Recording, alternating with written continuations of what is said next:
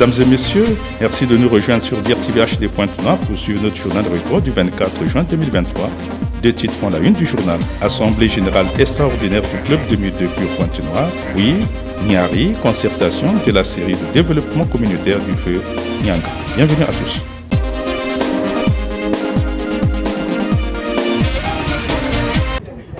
Le personnel évoluant à la station radio et télévision de l'association Le Zolo Amour OPH à la régie d'antenne au quartier Mongokamba a été visité aux premières heures de ce samedi 24 juin 2023 par un huissier de justice accompagné des agents de la force de l'ordre public pour exécuter une décision de justice. Ils ont voulu remettre la clé, ils ont cassé par force. Ils ont cassé d'abord. Ils ont emporté, on a toujours des émetteurs. Donc on a deux émetteurs qui restent ici.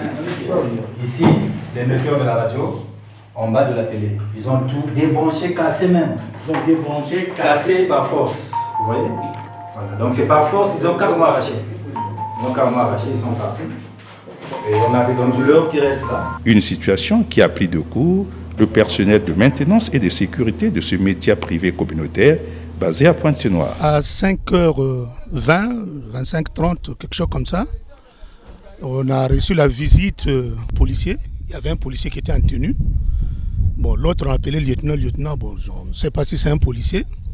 Ils sont arrivés avec un certain huissier de justice au nom de M. Mouelo Emery. Ils sont arrivés.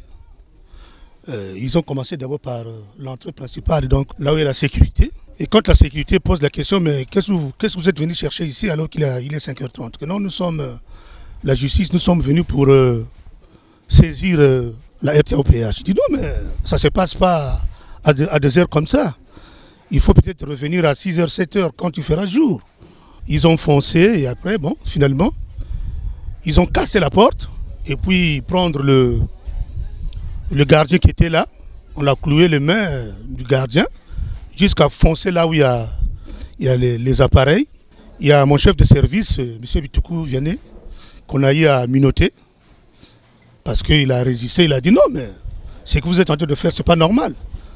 Si c'est vraiment la justice, mais ce n'est pas des heures comme ça. Une saisie qui va paralyser tout le dispositif de diffusion avec l'arsenal de la radio et de la télévision emporté. Donc ils ont emporté 2 émetteurs de la radio, de la télé, plus un ampli de la radio qui n'est pas fonctionnel puisque c'était hors service. Donc à la radio ils ont tout pris. À la télé, ils ont pris table de mixage, ils ont pris quelques équipements, les mélangeurs vidéo, les écrans de retour. Une saisie qui relance le débat sur les heures d'accès à un domicile privé sans violer certains intérêts de droit de la personne physique et morale. Un feuilleton RTA OPH à suivre en toute objectivité.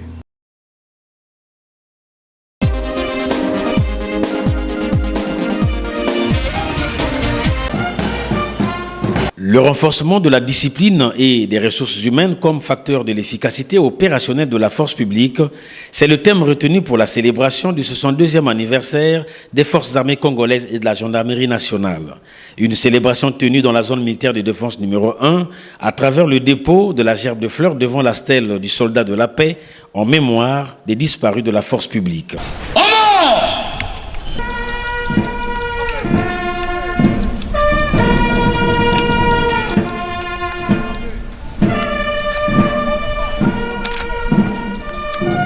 Cette activité solennelle a été patronnée par le préfet du département du Kwilu, Paul Adandi Bouilou. C'est une journée du souvenir.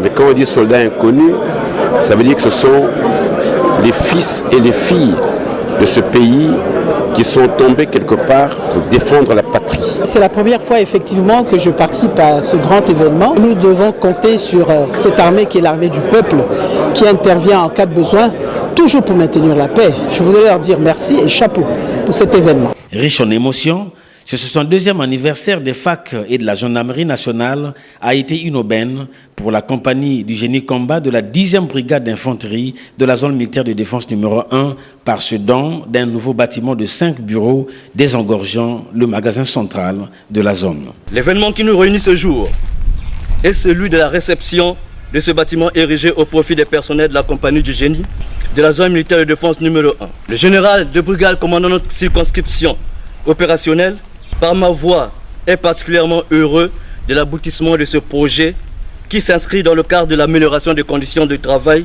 des personnels sous son autorité. Le commandement des forces armées congolaises, par la voix du général de brigade commandant la zone militaire de défense numéro 1, vous souhaite de meilleurs rendements au vu de ces nouvelles conditions de travail et vous donne rendez-vous lors des prochaines visites. La messe œcuménique prônant la tolérance, l'amour et le partage dans la cohésion et le don de vivres issus des activités agro-pastorales de la zone au profit de chaque groupement des veuves et des orphelins ont également été au rendez-vous. La remise des trophées aux meilleures équipes et ce pot d'honneur ont éteint les lampions de ces festivités dans la zone militaire de défense numéro 1.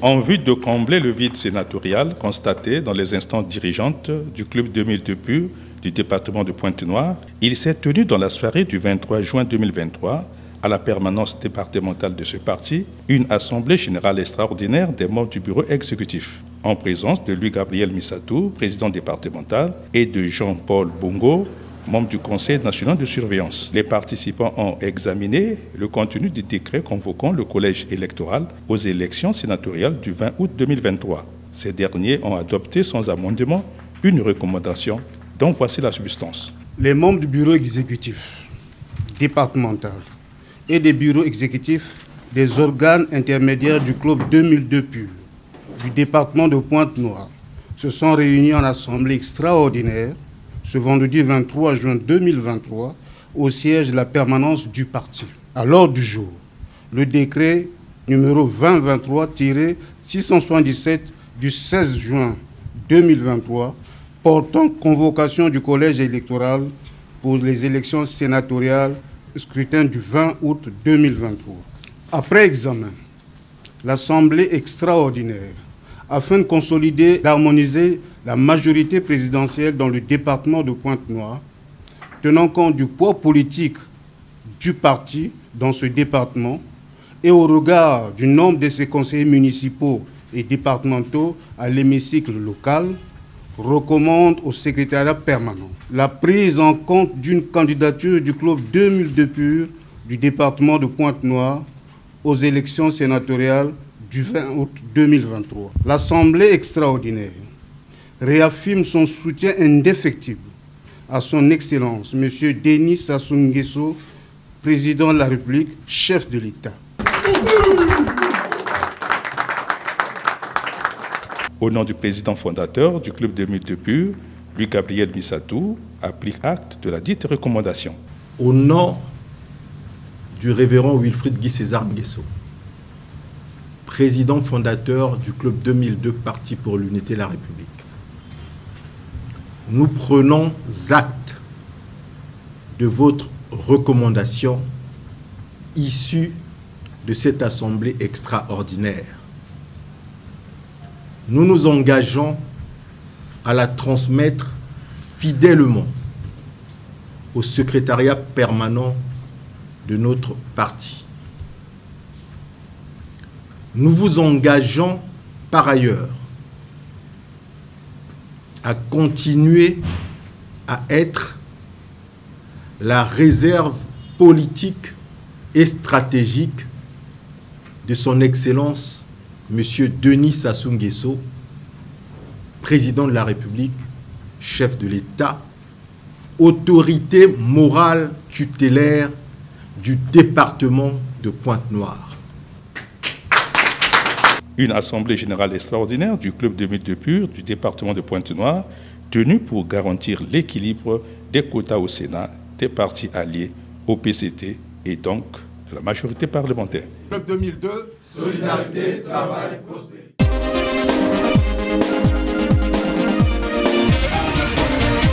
La première session ordinaire du comité de concertation de la série de développement communautaire de l'unité forestière d'exploitation Nyanga s'est tenue à Dolisie dans le département du Niari le jeudi 22 juin 2023.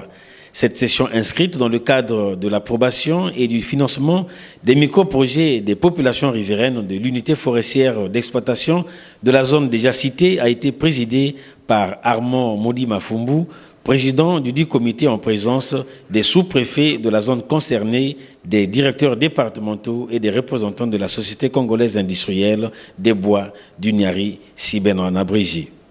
À la cérémonie d'ouverture, les invités ont suivi une seule allocution, celle du président du conseil départemental du Niari par ailleurs, président de la dite session, lequel a insisté sur la matérialisation de la politique du gouvernement dans la gestion concertée des ressources forestières et des micro-projets pour l'amélioration des conditions de vie des communautés rurales. Au cours des travaux, les participants ont examiné et approuvé la situation actuelle du compte des opérations. C'est le communiqué final qui a ressorti l'essentiel des points retenus lors des travaux. De l'examen et approbation des micro-projets. Après les éclaircissements techniques et financiers fournis par la directrice départementale de l'agriculture du Niari, la parole a été donnée aux délégués des villages pour l'authentification des projets retenus par village. Ainsi, les micro-projets dûment authentifiés par les délégués ont été approuvés. De l'examen et approbation de la situation actuelle du compte des opérations. Après lecture par le comptable du compte des opérations, la fiche bancaire a été approuvée à l'unanimité. Clôturant les travaux, le président de la session a mis un accent sur l'IFE. Nos populations se sont plaintes de ce qu'elles étaient reléguées au second plan et ne bénéficiaient pas de l'exploitation forestière dans les localités qui sont les leurs. Aujourd'hui, grâce à la dextérité de son Excellence, Monsieur le Président de la République, le gouvernement a mis sur pied cet instrument qui contribue au développement communautaire, qui est l'UFE. Si le Président de la République a voulu que cet instrument soit mis sur pied, c'est pour que celui-ci sert réellement au développement communautaire. La satisfaction des participants a été précisée. Cette session a été très bonne et très sublime parce que les travaux ont été conduits par Monsieur le Président du comité de concertation avec dextérité et avec esprit participatif. Eu de très belles satisfactions pour les populations, parce que cela n'avait jamais été arrivé, mais cette fois-ci, vraiment, nous sommes très satisfaits de cette initiative du président du conseil départemental. Armand Modi Mafumbu a appelé à l'action collective se basant sur les valeurs de solidarité, d'équité et d'autonomie, socle du développement communautaire.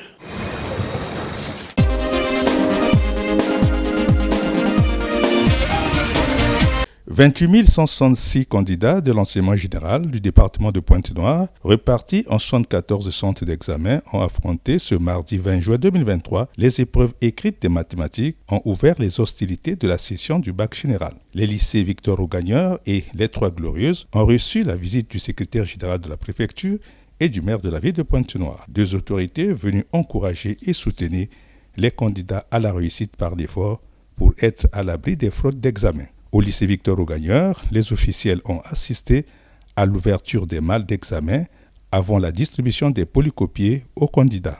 Au nom du préfet Alexandre Honoré Paka, Pascal Koumba a lancé officiellement le bac général dans le département de Pointe-Noire. Par contre, au lycée Les Trois Glorieuses, les deux autorités ont fait le même exercice pédagogique auprès des candidats.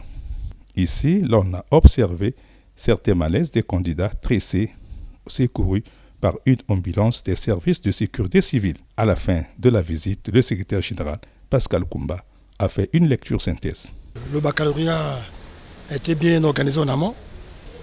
Et partout où nous sommes passés, on a constaté que les scénarios étaient bien montés. Les enfants disciplinés et rangés et attendaient à ce que nous arrivions pour que les épreuves soient lancées.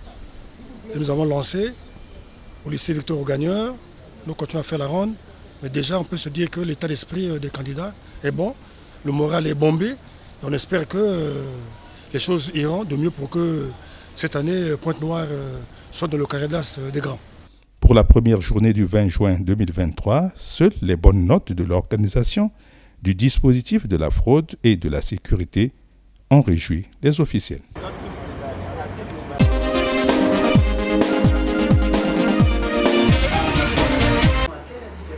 Le bureau exécutif du conseil départemental et municipal de Pointe-Noire, élargi au cabinet de la première citoyenne de la ville océane, le monde est bien autour d'Evelyne Tchitchele, maire de la ville de Pointe-Noire, pour la réception ce jeudi 22 juin 2023 de son Excellence Johnny Sexual, ambassadeur de l'Afrique du Sud au Congo. Il est 12h00 lorsque la voiture transportant le diplomate sud-africain arrive à l'hôtel de ville de Pointe-Noire. Après quelques pas de marche, l'ambassadeur est reçu en poignée de main par Evelyne Tchitchele. Une longue et chaleureuse poignée de main présageant le fructueux entretien découlé des questions abordées entre les deux hôtes. Au nombre de ces questions, le jumelage de la ville de Pointe-Noire à une des villes sud-africaines. L'ambassadeur sud-africain au sortir de l'audience. This morning in this beautiful city of Pointe-Noire. Nous venons juste après d'arriver dans cette très belle ville de Pointe-Noire. Et donc il était vraiment approprié pour nous, quand on arrive dans un pays ou dans une ville, il faut d'abord rencontrer la première personnalité. Nous avons plein de choses que nous allons faire ici à Pointe-Noire avec le gouvernement, avec le maire. Donc nous sommes venus réitérer notre support auprès de Madame le maire et de parler également au sujet du jumelage entre la ville de Pointe-Noire et une des villes sud-africaines. Et donc c'est un travail qui est en projet. Et donc très bientôt nous allons pouvoir annoncer la ville qui va avoir le jumelage avec Pointe-Noire. Et donc ce qu'on peut attendre, nous avions déjà expliqué à Madame le maire sur l'assistance et tout ce qui est indispensable pour que nous puissions soutenir la ville de Pointe-Noire. Et donc, plus précisément, Pointe-Noire va avoir le jumelage avec la ville de Durban ou encore la ville de Port Elizabeth. Et donc, lorsque nous allons pouvoir atteindre ce niveau, il y aura un programme de jumelage qu'on va pouvoir mettre sur place. Nous, l'Afrique du Sud, on est toujours là pour assister. Que nous avons beaucoup de spécialistes en ce qui concerne l'environnement. Vraiment, tout est en voie de se réaliser. And I'm sure once it's done, the mayor is here too. Madame le maire est là. Lorsque ce serait prêt, elle va pouvoir annoncer. De telles retrouvailles permettront au bureau exécutif du conseil départemental et municipal de Pointe-Noire de profiter de l'expérience de certains pays ayant des villes bien adaptées à l'urbanisme moderne.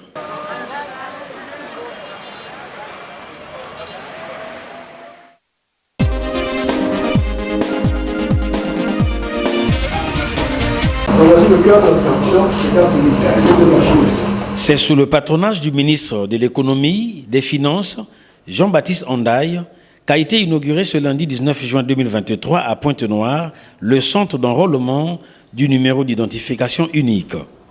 Un nouvel espace de travail pour les acteurs économiques congolais allant au-delà des besoins de l'État qui va désormais produire 2000 cartes biométriques par jour. Une inauguration qui s'est tenue en présence des corps constitués des départements de Pointe-Noire-Kouilou et des experts financiers. Les invités ont assisté à une cérémonie en deux phases ponctuée par le mot de bienvenue de l'administrateur maire de Lumumba, le mot du coordonnateur du projet New, Roger Emar Andeli, sur les instructions gouvernementales du projet. Parti d'un projet mis en œuvre en 2004 dans l'optique de procéder à l'immatriculation des contribuables de la Direction générale des impôts et des domaines, le New s'est affirmé au fil du temps comme le référentiel incontournable du ministère en charge des Finances. Pour une exploitation optimale de cette solution New, Monsieur le ministre de l'Économie et des Finances nous a, de manière spécifique pour la ville de Pointe-Noire, donné les instructions suivantes. Premièrement, mettre en place des centres d'enrôlement plus adaptés pour recevoir les usagers. Deuxièmement, rendre Pointe-Noire autonome dans la production des cartes New. La présente cérémonie répond donc à ces deux instructions de la haute hiérarchie. Nous sommes réunis ici, aujourd'hui, pour la remise officielle des clés de la solution New par notre partenaire et la visite des infrastructures qui participent à la délivrance des cartes New. La remise officielle des clés de la solution New aux coordonnateurs et aux partenaires allemands par le ministre, une occasion pour le ministre de l'Économie et des Finances, dans son allocution d'inauguration, d'édifier l'assistance sur le caractère obligatoire et le contenu juridique du New. L'implémentation du New, tel qu'envisagé par mes prédécesseurs, a permis d'améliorer de manière substantielle les recettes budgétaires. Le caractère obligatoire du New pour effectuer certaines transactions et formalités, ainsi que les délais initialement fixés au 31 janvier 2023 par arrêté 25 550 du 12 octobre 2022 pour l'entrée en vigueur du NIOU ont engendré une hausse importante des demandes d'immatriculation, notamment des entreprises en faveur de leur personnel, et ont mis à mal les capacités des centres d'enrôlement au niveau du ministère de l'Économie et des Finances. Une partie officielle qui a accompagné la visite guidée du nouveau siège NIOU à Pointe-Noire et le centre de production de la carte biométrique dans l'enceinte de la direction départementale des impôts et des domaines Kouilou-Pointe-Noire. Le projet NIOU a été lancé en août 2020 par le gouvernement congolais et ses partenaires allemands.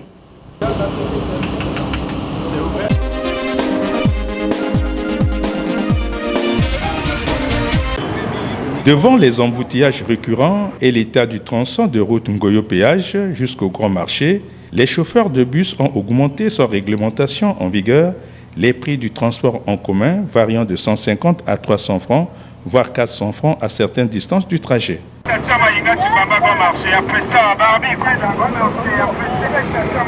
Une augmentation justifiée par le coup de gueule de ce chauffeur de bus. Quand nous arrivons à ce stade-là, qu'il y a l'embouteillage qui prend par exemple de Mayinga jusqu'au feu rouge, au contre-rail, nous sommes obligés d'augmenter les prix pour pouvoir regagner le temps que nous pouvons perdre.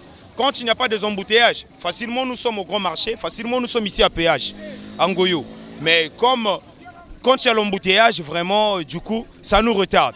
Un phénomène de transport qui angoisse les populations de Côte-Matev, Ngoyo-Péage et Mayinga. Les bus, dans le droit, normalement, c'est 150 le déplacement. Mais ici, eux, ils le font à 300 francs. On souffre. Tout un chacun n'a pas les mêmes moyens. Mais nous, on va faire comment? On n'a pas des emplois. Pour se déplacer, comment on va faire? Ceux qui travaillent, ils perdent les emplois. À propos de déplacement, c'est 300. Le directeur, lui, il s'en fout, hein. Lui, c'est pile à l'heure, mais eux, ils vont faire comment? Un casse-tête chinois pour cet élève de terminale D, stigmatisant le transport en commun comme la source des maux de Ngoyo. Quand les parents nous donnent de l'argent, eux, ils font les calculs. Ils savent que l'enfant, quand il va emprunter le bus, il va payer 150 pour l'aller et 150 pour le retour, plus 200 pour manger quelque chose à l'école. Bon, si par exemple, on nous prend 300 francs pour l'aller, bon, le retour, comment est-ce qu'on va faire? Comment est-ce qu'on va faire pour manger? Si l'État peut faire quelque chose pour les transports, ça va nous faciliter à nous, les élèves, et à certains parents qui sortent le matin pour aller au travail. Parce que quand nous sortons le matin, nous voyons jusqu'à 10 heures, nous voyons certains parents qui ne peuvent pas aller au travail parce que quoi? Manque de transport. Aux acteurs impliqués dans le transport en commun de Pointe-Noire de trouver le juste milieu des difficultés pour pallier les calvaires des populations de Ngoyo.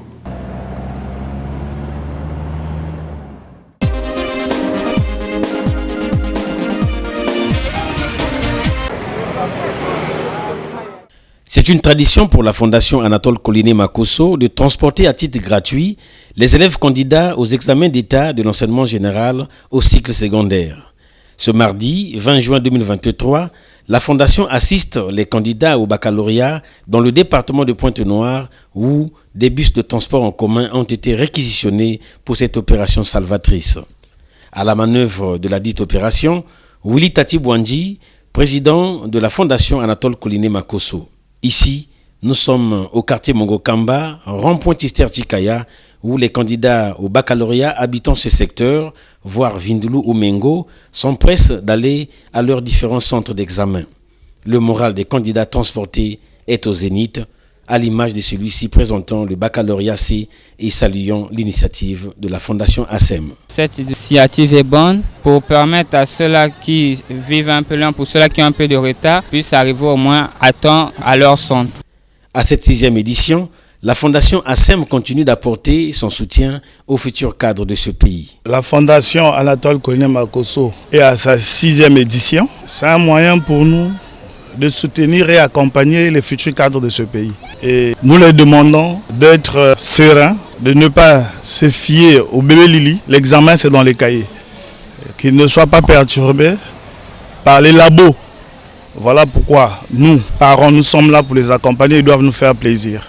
Et nous, on ne regarde pas seulement Luandjili. Nous sommes une fondation. Le social, ce n'est pas Luandjili. C'est tout le département de Pointe-Noire. Je tiens à féliciter dire merci au Premier ministre, chef du gouvernement, Anatole Kolina Makosso. Et je dirais aussi grand merci au ministre de l'enseignement préscolaire, primaire, secondaire, de l'alphabétisation, Jean-Luc Moutou, pour son soutien inconditionnel pour toutes les activités que nous menons sur le terrain. Jusqu'à la fin de l'examen, les bus seront à la disposition des candidats au baccalauréat général. Les candidats au BPC bénéficieront sous peu de la même prise en charge par la Fondation ASEM.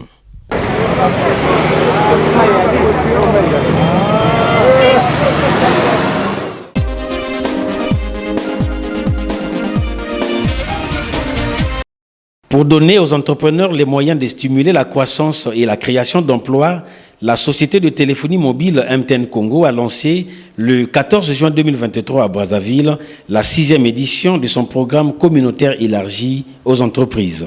Une 6e édition qui s'est poursuivie à Pointe-Noire ce mercredi 21 juin 2023, co-organisée avec la Chambre de commerce et des industries de la capitale économique. Prélude à la formation des cadres en entrepreneuriat, allant du 21 juin au 5 juillet 2023, la direction départementale MTN Congo Pointe-Noire a initié des expositions ventes des produits divers. Ce, pour jauger le talent de créativité des jeunes entrepreneurs de Pointe-Noire. La visite guidée des stands a permis aux visiteurs d'apprécier la gamme de produits exposés.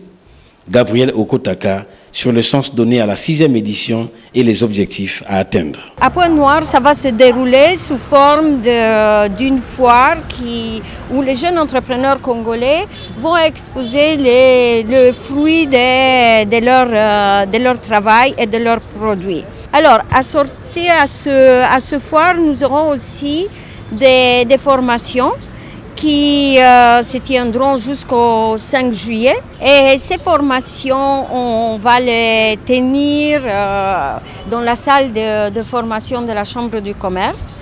Et parmi ces formations, il y aura ce que nous, MTN, on appelle des masterclass. C'est des modules qui concernent notamment tout ce qui est la transformation digitale. C'est des modules qui vont être animés par mes collègues de MTN. Par exemple, l'enjeu et les perspectives de la FinTech pour le monde d'entrepreneuriat, la vente via le numérique et puis d'autres programmes tenus par des experts entrepreneurs qui ont été contactés par la Chambre de commerce. Co-organisateur de la dite édition, le président de la Chambre consulaire de Pointe-Noire revient sur l'intérêt de la mise en valeur des entreprises. Cette exposition se fait dans le cadre d'une activité de la société MTN en faveur de communautés. Et cette année, ils ont choisi donc de mettre en valeur les entreprises. Et parlant d'entreprises, la Chambre est là pour accompagner les entreprises. C'est en cela que la Chambre a été saisie par MTN pour co-organiser avec MTN cette exposition qui va durer jusqu'au 5 juillet. C'est la Chambre qui a mobilisé les acteurs et pour nous, cette exposition donne l'occasion aux acteurs de pouvoir montrer ce qu'ils savent faire pour en fait qu'ils puissent rencontrer de potentiels clients et surtout tout au long de cette période, on va les former à plusieurs compétences, aussi bien MTN que la Chambre de commerce. Ce programme communautaire MTN, lancé depuis 2017, va permettre aux entreprises de s'affirmer par leur travail en exposant les résultats de leurs produits. Une stratégie managériale de la société MTN pour maintenir le cap de son partenariat public-privé au Congo.